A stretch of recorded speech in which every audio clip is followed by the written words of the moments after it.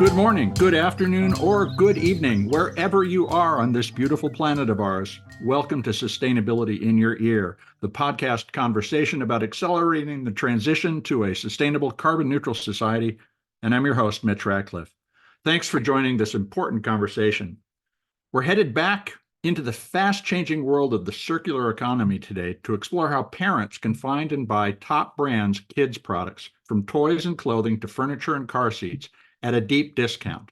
This is reuse and re-commerce in action. And our guest today is Shrezi Tandon, co-founder and CEO of Kidsy. It's a dealer in new and open box children's products that's growing fast. The company reached an annual revenue run rate of $1 million only a few months after going live, according to TechCrunch.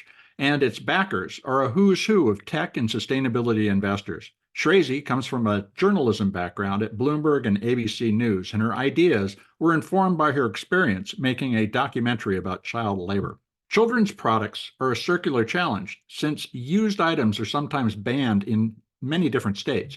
And as we've heard in our recent conversation with IKEA's U.S. Sustainability Manager, Marty Dietz, this can be a really complicating factor in terms of trying to set up a reuse or take-back program. Many kids' products can't be resold. Kidsy's strategy focuses on capturing unsold goods from retail, as well as opened but unused items. It's all part of a $761 billion re-commerce market, and those special requirements make this Kidsy's business a challenge. So we'll explore how Kidsy ensures products are safe and clean, as well as the challenges of competing with established e-commerce companies. You can learn more about Kidsy at kidsy.co. That's not .com, it's .co, kidsy.co. And you'll find out about its approach to the circular economy of baby and kids clothing, equipment, bedding, and more. We'll be right back after this quick commercial break with our interview.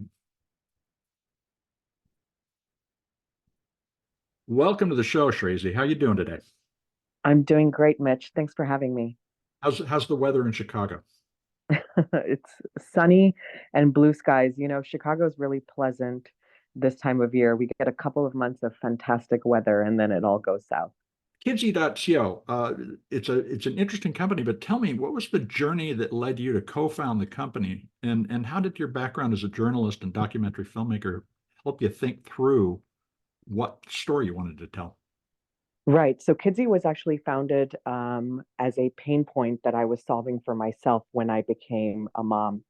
Um, I had learned about the inventory glut in the United States, as well as all the supply chain issues that existed within the retail industry during my time as a journalist, and then subsequently when I directed my feature documentary, Invisible Hands, which took a deep dive into child labor and child trafficking within the supply chains of the world's largest companies. So essentially, I had spent a lot of time having such an investigative lens into the space. And I never thought I was really going to do anything with that nugget of information beyond using it in my work as a journalist and then as a documentary filmmaker. But fast forward a few years later, when I was pregnant with my first daughter, I now have two daughters. I thought, let me be a really smart consumer. And instead of buying all these items full price, I was already getting a lot of sticker shock looking at the price tags on some of these kids' items. We're talking into the thousands and thousands of dollars across all categories. I thought, why don't I not buy this full price and actually source this open box, liquidated, and off price? And that's where I noticed the gap in the market. So I married the information and all the knowledge that I had, and decided to go ahead and fill that gap by building Kidsy. The children's products marketplace is incredibly competitive, and there's a lot of money at stake, as you've pointed out. How does Kidsy differentiate itself in that setting? Right. So, I do want to clarify that whilst the children's category is a highly competitive market, Mm-hmm. the niche that we are focused on, which is liquidation, open box, overstock, oversupply, that market is still relatively a blue ocean, just to borrow from a well-known startup term. There's not a lot of players doing exactly what we are doing. and in the business model in which we are doing it. So you will find a lot of P2P marketplaces, a Yep. la Poshmark, Mercari, eBay, Facebook Marketplace, Nextdoor, so on and so forth. But we're not a P2P marketplace. We are a B2B2C. So what we do is on the back end, we partner with brands and retailers and other baby stores and big box companies. And on the front end, we are D2C, direct to consumer. It's a lot of acronyms. How do you characterize the benefits of shopping Kidsy to the consumer that you're ultimately selling to? So when a consumer is shopping in the secondhand or resale space, oftentimes the options that they had were really limited to the peer-to-peer marketplace, which is you hop onto Facebook or eBay or Poshmark, and you're essentially buying from somebody else's garage, or you're shopping their basement or their closet, or in this case, their nursery items. And it is really a potluck. Sometimes the items aren't exactly as described. The optionality is extremely limited. And then because this is an individual mom or pop selling from their home, there's really no customer service or recourse if anything goes wrong. Especially if you're picking up the item in person, which is oftentimes the case for a lot of these peer-to-peer marketplaces. You are meeting in this sort of dingy parking lot or outside a restaurant or a bar and doing a trade. And sometimes even showing up at a complete stranger's doorstep in order to procure the item that you want at that deep discount. With Kidsy, we eliminate all of that and so much more. So you're shopping from a trusted brand, a trusted company. We have a robust customer service team. We have a very strict quality control process that happens at the warehouse where everything is rigorously inspected and shipped out. We also offer free shipping to all our customers, which is a huge value add because when you're buying a car seat, you don't want to pay $40, $50 to have it shipped to you. So those are really sort of the immediate benefits of shopping on Kidsy. And then I would say the other big one is because we're partnering with brands and retailers, we offer all the leading brands on Kidsy.co. So everything from your high-end $1,000 strollers down to your $10, $20 item. And so there's a lot of optionality to shop from, and parents love choice when they're shopping for their kiddos. And on the other end of this, how do you manage partnerships with brands and retailers, as you say, who are, at the end of the day, also trying to sell their new products in the marketplace? What's the value proposition to them? And I think this is where re-commerce becomes crystal clear, but a lot of people don't see through that basic conflict between, well, I don't want to sell against myself at a lower price. Yes, and that's a great question that I think there is a little bit of fear for brands that haven't really dabbled into this, that essentially this would be very cannibalistic of their own business model. But just to put it into perspective, so 1/3 of all shoppers in the United States actually identify themselves as secondhand shoppers. These Mhm. folks are bargain hunters. They always shop for a deal, and they predominantly lean in their consumer behavior and shopping choices towards buying either off price, resale, or secondhand. So, no matter what the brands or retailers do, they will never really be able to capture this 1/3 of US shoppers in this country who identify themselves as such because that's not their intrinsic consumer behavior. And that's really where we come in because that is sort of our first tier customer is the person that is already geared towards shopping because they want to be either environmentally or sustainability Mhm. driven, or they are economically and sort of very, conscious of the price points and sensitive towards the price points. And now what's happening over the last couple of years is that brands are sort of waking up and realizing that this is a very symbiotic relationship. And they're really leaning into the re-commerce liquidated model because no brand is going to take a customer returned item or an open box or gently used item and put it up on their platform because then that would sort of really I think degrade sort of the other brand new products that they're trying to push and sell, especially like the newer releases. And that's where we find this really beautiful symbiotic partnership where we work closely with them. And I would say the last thing that's also really pivotal is because we are a consumer facing company, because we touch that consumer directly, we're super careful about brand degradation. Mhm. We want to make sure that whether you're buying that Graco stroller or Duna stroller, that you are having a fantastic experience, not just shopping on Kidsy, but also when you receive that product or that brand on your doorstep, that you absolutely love it and cherish it, and perhaps come back as a repeat purchaser for more of those brand items. And so, really protecting the brand is one of the things that the retailers, I guess, love so much about this process. So the overstock business model at a remove from the direct competition on their own sites allows them to recover some revenue from something that went unsold while preserving their ability to do the highly differentiated buy from us on their own e-commerce site or through a traditional retailer. How did you explain that benefit to a company that didn't immediately see it? Intrinsically, they already knew this. I Okay. think it was just sort of navigating what does that look like? What does that process look like? Mhm. And so the way we sort of warm them up or, allow them to dip their toes in the water is we often create pilot partnerships. So these are, let's just take 20 or 50 items and go through the process of what that partnership will look like. And if you're happy with the outcome and you're happy with the way in which we are handling your overstock, your open box, your customer return, let's then continue to expand that. And so that's how some of our partnerships have really grown. We've sort of started small, done a couple of SKUs or stock keeping units. There's another acronym for you, Yeah, yeah. and really grown from there. Are there companies, particularly in the P2P space that you mentioned earlier, that you learned from? What were some of the insights that you took away from other forms of re-commerce that you were seeing and put a finer point on it, in the Kidsy story? So I spent a lot of time actually buying and selling on these secondhand sites in the lead up to launching Kidsy because I really wanted to understand the journey as both a seller and then also as a buyer.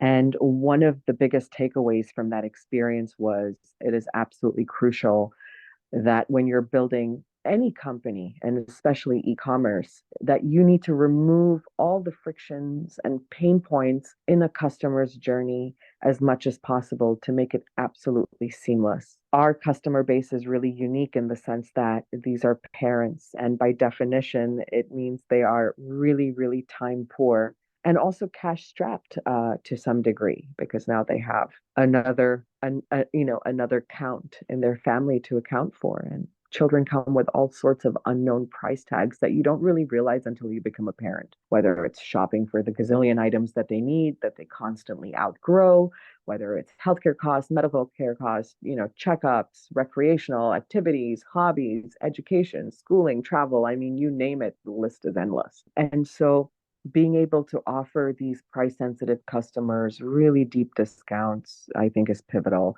Making the checkout experience extremely seamless, offering free shipping, and so that they don't have to sit there and calculate the shipping costs at the end and then potentially abandon cart.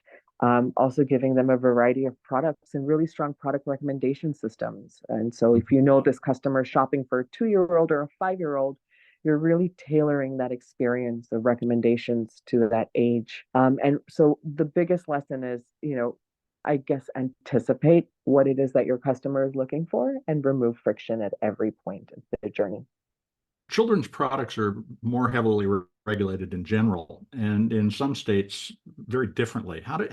What's involved in making your re-commerce operations compliant with all of those consumer product safety laws? Yes, another great question. So we do not sell any items that have been recalled for Okay. whatever reason, even if it's a temporary recall that then gets reshelved, recalled items. And there's a list of recalled items that is readily available that our team constantly has access to. And Mhm. so making sure that there's no recalled items that are being sold. Another big thing is, expiration dates. People think that an expiration date is really related to particularly food items, but as you pointed out, just given the regulations, there's expiry dates on children's products too. It Yeah. doesn't so much exist within toys and some other durable goods, but it certainly exists within car seats and strollers and even cribs to some extent. And so constantly making sure that those manufacture dates and expiration dates are being documented by the team so that what we are selling is a product that still has a lot of life in it and is not expiring anytime soon is also really key to ensuring that we're, keeping up with all the safety standards. Now, you did point out that parenting is a sequence of investing. Let's just put it that way as the positive way of putting it. Or you could just say it costs an awful lot of money to be a parent. But Hmm. it's a whole series of upgrades from clothing sizes and seat sizes to different kinds of toys and everything. Have you thought about your role, Kidsy's role in the ongoing circular life that that parent might be trying to build around their child's consumption? Are you thinking about take back programs and recycling programs that might help them keep these products either in circulation in some way or that they are responsibly disposed of? Yes, that's another great question. And something the team and I have been discussing a lot recently is building a buyback program for some of the items that do have a tremendous amount of life left in them, and ensuring that we continue to offer circularity to those products. So we are already part of the circular economy in the sense that Mhm. if these brands and retailers don't sell to us, then the life of that item is actually headed towards a landfill, regardless of whether or not that item is in absolute pristine condition or not. And oftentimes you will see these brand new items that are being disposed of in the landfill. Just to put it in perspective, uh, about 9 to 10 billion pounds of landfill is made up of just customer returns on a yearly basis. That's about 10,000 fully loaded Boeing 747 of trash that is new. And it's gotten so bad in recent years that America actually exports a lot of its trash to other countries for it to be destroyed and disposed of. Now, there's some retailers that try to recycle some of these items, and put that stamp on their Mhm. CSR report at the end of the year. But really, again, that's a very laborious and capital intensive process to break an item down for parts and pieces and recycling. Fashion gets a really bad rap. It's sort of, I guess, much more sexier news headlines to talk about Ralph Lauren burning, X amount of pounds of clothes or Louis Vuitton destroying X amounts of product so it doesn't end up in the resale market. But the reality is not just fashion, it's across all categories. I guess it's less of a sort of clickbait to read about refrigerators getting destroyed in the landfill or strollers getting destroyed in the landfill. So Kids Europe already is such a crucial part of that, circular economy where we stop that and divert that item from going to the landfill and putting it back into the hands of consumers. But yes, can we further extend that circularity? Absolutely. And that's something that we're looking at doing, in which we offer our customers a place in which they could resell. Most of our customers already resell the items they buy from Mhm. us. Mhm. Again, that's a very intrinsic parenting behavior. And they do that vis-a-vis two ways. One is they pass it down as a hand-me-down within their community, or they relist it on one of the peer-to-peer marketplaces. I think it's a great place to take a quick commercial break. We're going to be right back. And now back to our discussion with Shrazy Tanton. She's co-founder and CEO of Kidsy.co. Kidsy.co is a reseller of open and unused products for children. Shrazy, you produced a documentary about child labor, and I'm wondering, is Kidsy also looking at the sourcing of the materials in the products that it sells in order to curate that kind of product out of the choice set you're making available to your customer? Yes, that is such a great question, and it's also absolutely fully loaded. I did spend a lot of time investigating child labor within the supply chains of the largest companies, and I would say that the biggest perpetrators. There's a lot of industries that child labor touches. The New York Times actually very recently, I think it was 2 weeks ago, did a fantastic expose on this. Um, the biggest, however, perpetrators are within the agricultural fields. So it's typically food and cocoa, as well Mhm. as tobacco, anything that grows in the fields where it's really harder to be audited and monitored, are some of the most, I guess, egregious incidences of child labor. However, that's not to say that it's not happening within the kids' industries, because a lot of these products are also ending up on factory lines in China, Vietnam, Thailand, and other Asian countries before they are exported to the United States. We are such a nascent company. We've been Mhm. around for a year. That to really lean into that and start incorporating those practices within our corporation, we just simply don't. And I would be completely frank and honest here, we just don't have Yeah. the bandwidth for it. It requires deep expertise and, to the account of partnering with the brands on ensuring there's best practices, getting their auditing reports, and potentially even one day having our own auditors visit their factories to ensure that the product is not made by child labor. Um, it's an issue that governments, corporations, and retailers have yet to solve. Mhm. Um, and I am not sure right now of the role that Kidsey would play in this.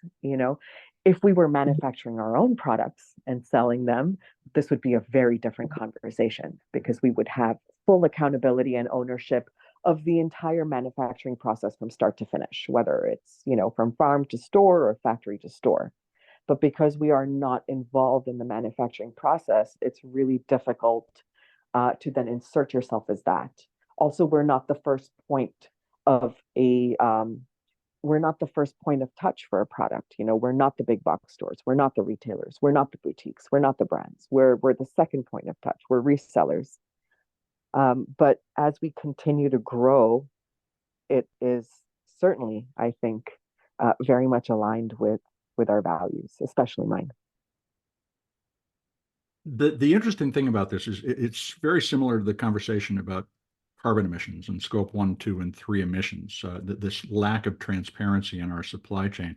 But your customers, you've described two customer sets, one that are price sensitive and the other that are sustainability oriented. Is there a natural tension between those two positions that uh, would and not force you, but make it pretty easy to opt for let's just focus on low price and not tell more of the sustainability story over the long run. It's not meant to be a challenge, but it is the kind of question that everybody I think is dealing with in the business community, which is just how much do people really care about this versus getting a good deal? What are your thoughts on how sustainability oriented shopping will evolve over the course of the next decade or so?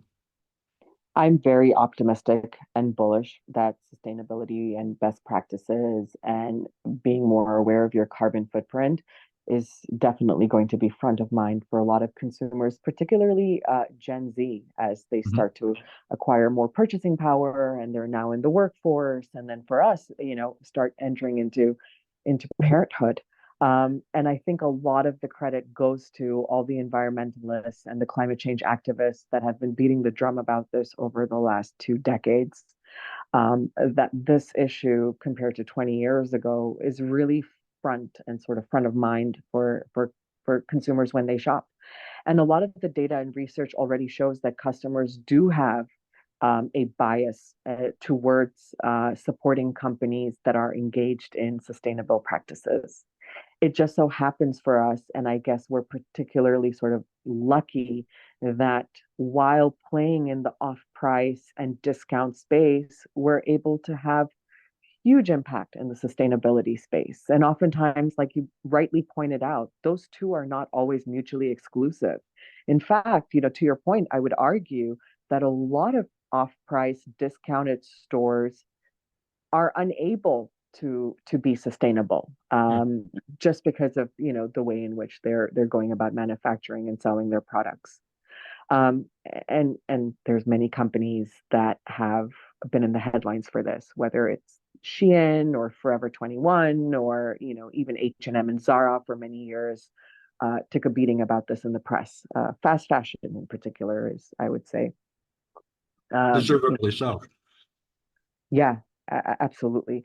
Um, but again, we're in such a unique space in the market that by being off price, we're able to also simultaneously have a tremendous environmental impact just by diverting those goods away from the landfill, and reducing the carbon emissions. So, what facets of Kidsy's business, from sourcing and logistics to delivery and returns, are you focusing on to lower your scope 1 and 2 impacts and other environmental impacts in general? Have you got a plan for getting to a net zero operational footprint? Yes, that is certainly in the pipeline. And I think it's also really imperative that as you play in as you play in the sustainability space and as you play in, a space that is essentially environmentally driven and impactful, that you're constantly looking at your own carbon footprint and your own carbon output. One Mhm. of the things that we try to do as much as possible is from a supply chain perspective, when we're getting freight from a company and the products are being shipped to us, we try to wait to consolidate that freight as much as possible Mhm. and get that freight to, here's another acronym for you, an FTL, which is a full truckload. And so essentially making sure that the truck that's arriving at the Kidsey warehouse has been packed to its full capacity, and therefore is much more impactful from a lowering carbon footprint. Too many times we see retailers, whether it's off price or not off price, receive multiple shipments Yeah. throughout the year where the truck is only a half a load or a quarter of a load.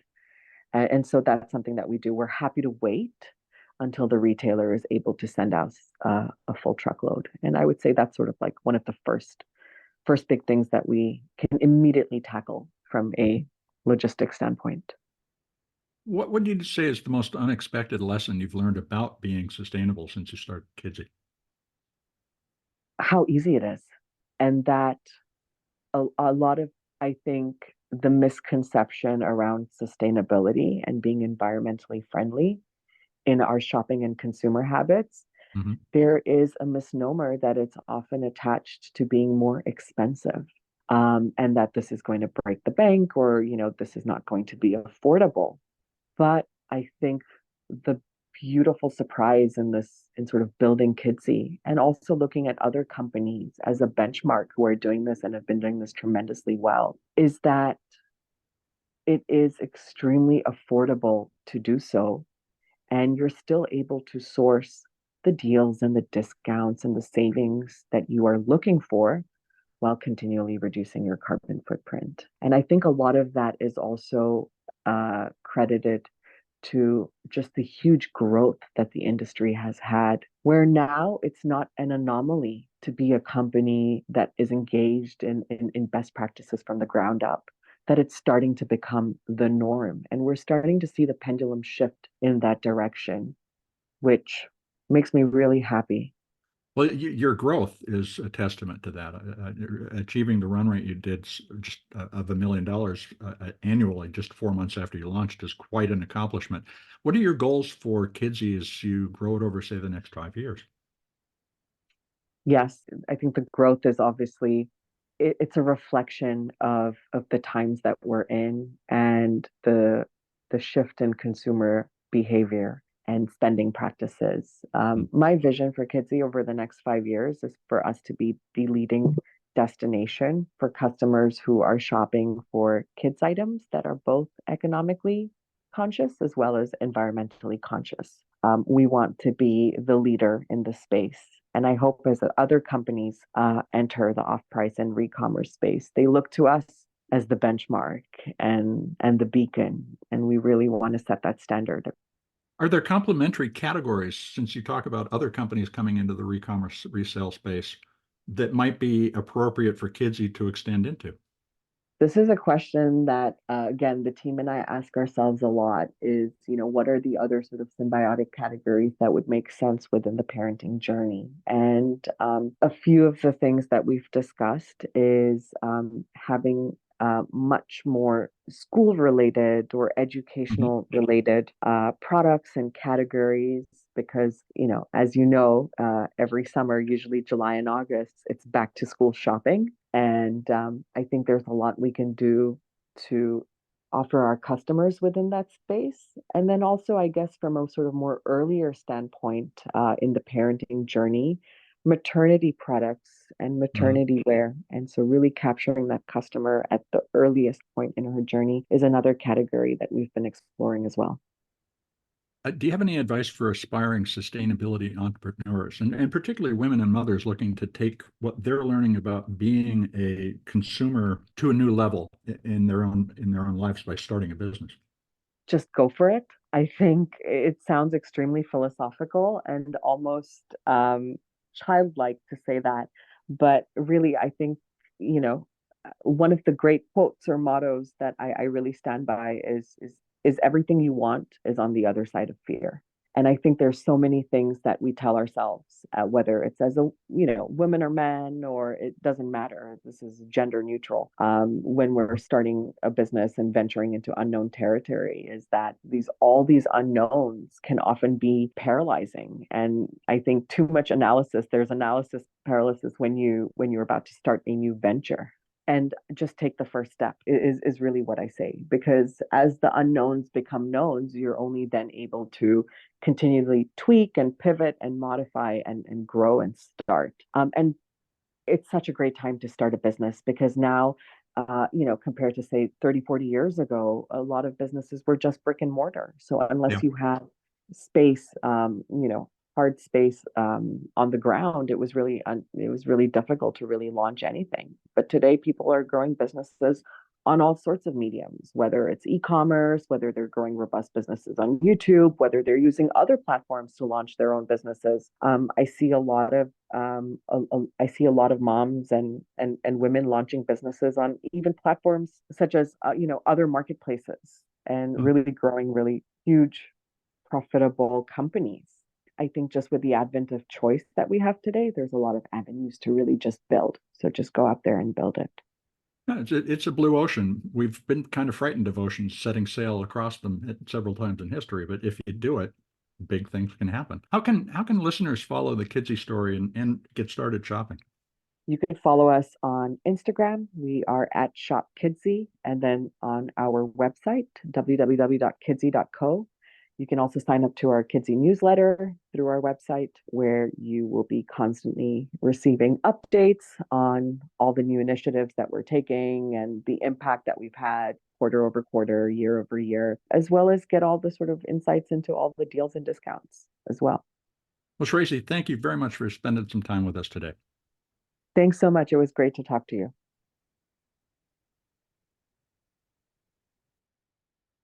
That was my conversation with Tracy Tandon, co-founder and CEO of Kidsy. That's a re-commerce site for children's products, and you can find out more as well as browse the deals at kidsy.co.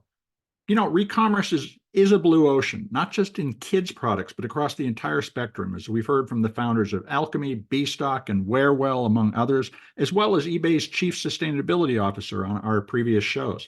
The $761 billion in unsold products that go, many of them, to the landfill each year, represent not just an opportunity to profit, but a chance to bring better and more sustainable lifestyles to millions of homes. How many more product categories are ready for e-commerce? Hundreds, maybe more. And as Tracy related, the beautiful surprise in this day and age is the ease with which a company can start sustainably and get on the path of constant improvement toward a net zero goal so that we retire environmentally irresponsible practices across the economy. Finding the symbiotic relationships in a market that can connect shoppers to products that otherwise would be headed to landfill at the local level or the national level can reduce our collective impact. So check out Kidsy if you're a new parent and look for re-commerce alternatives whenever you're shopping. And hey, here's another choice you can make today. Please spend a moment to share this podcast or any of the more than 470 interviews that we've produced on sustainability in your ear with your friends, your family, your coworkers, or write a review on your favorite podcast platform. It will help your neighbors find us. Folks, you're the amplifiers that can spread more ideas to create less waste. So please tell your friends, your family, everyone you meet on the street that they can find us on Apple Podcasts, Spotify, iHeartRadio, Audible, or whatever fine purveyor of podcast goodness they prefer. We'd really appreciate it. Thank you for your support. I'm Mitch Ratcliffe. This is Sustainability in Your Ear, and we'll be back with another innovator interview soon. In the meantime, folks, take care of yourself, take care of one another, and let's all take care of this beautiful planet of ours. Have a green day.